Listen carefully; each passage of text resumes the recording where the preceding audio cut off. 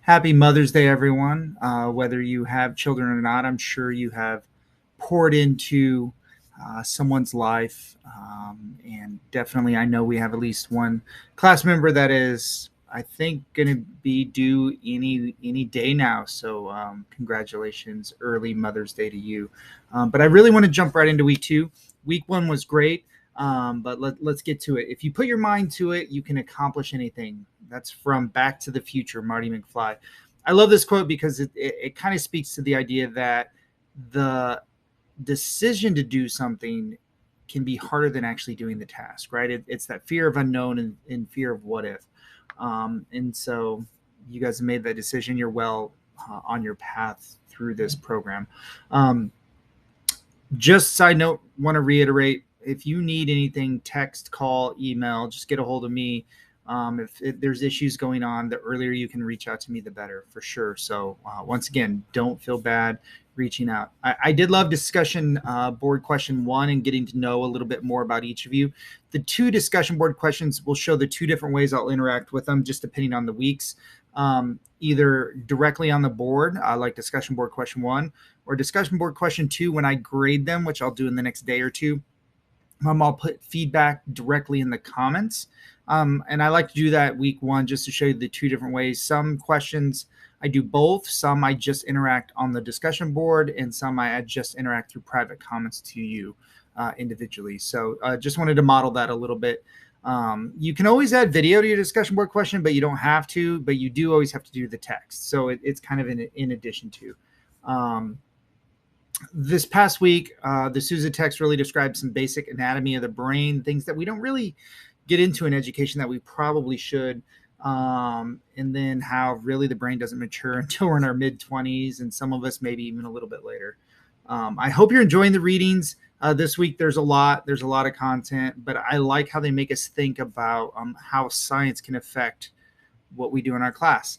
The two articles this week are interesting, considering the technological direction of how education is going. So just kind of keep that in mind. Really, our main topics are implications of brain research and technology in the classroom. So for our content, part of a chapter, a couple articles, a couple videos. So I'll just bounce through those. So once again, if you don't have the actual book, I linked to the PDF here. And so for this one, you're reading page 1 through page 22.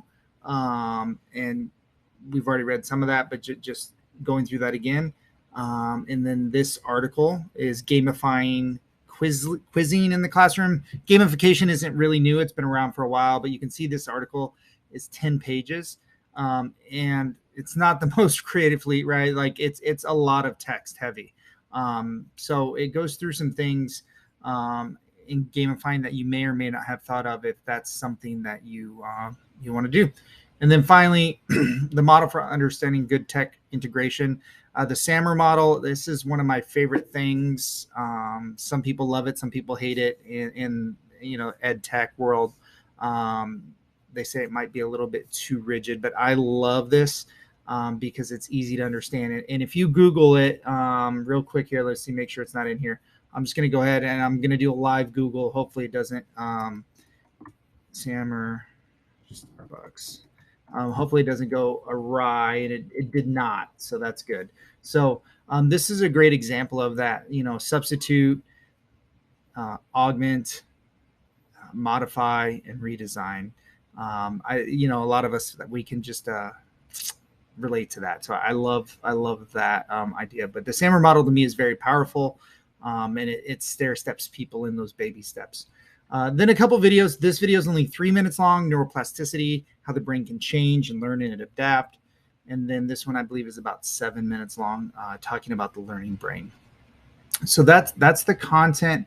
Once again, it's going to take you a while. There's quite a bit of content this week, but there's only one discussion question. So after going through all that content, what was something that was new to you?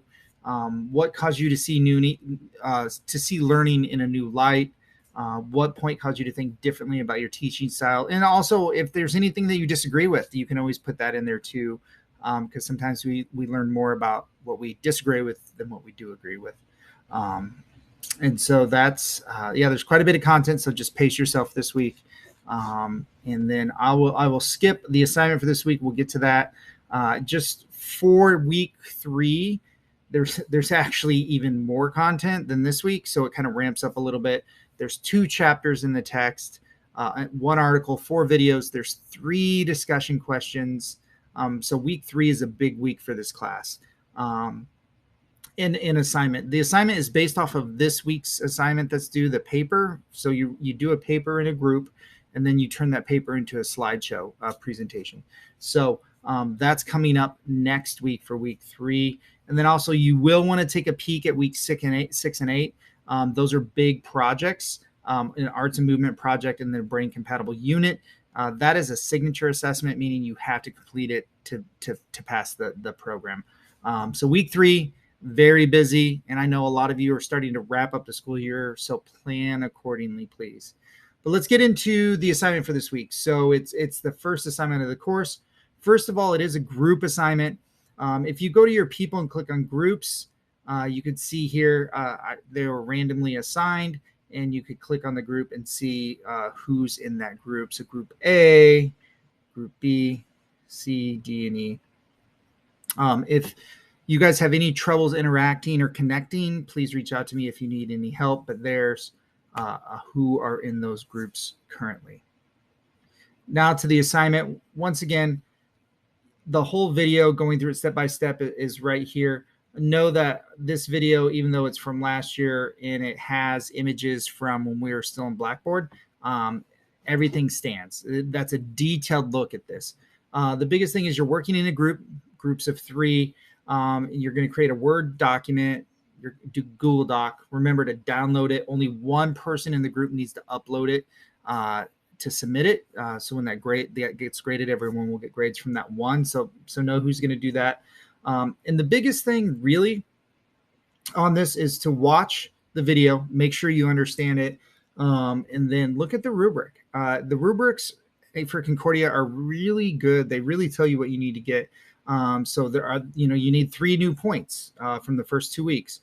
You need to connect it to some sort of teaching standards. California, if you're in another state, ISTE, if professional standards, that's fine. Is it integrated with the 4 C's? Do you have sources? So I will say, I'll speak about sources on slideshows or slide decks next week, but on papers, you're just going to have that works cited page and make sure it's formatted in APA.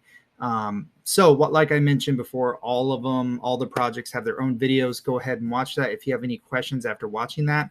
But this is pretty straightforward. And right here kind of walks you through everything you need. So that is the assignment for this week. Once again, it's a group assignment. So if you have any struggles connecting with your group, let me know. And was really excited to see all the interaction in the discussion board. Make sure you keep that up. And I hope everybody has a great week too.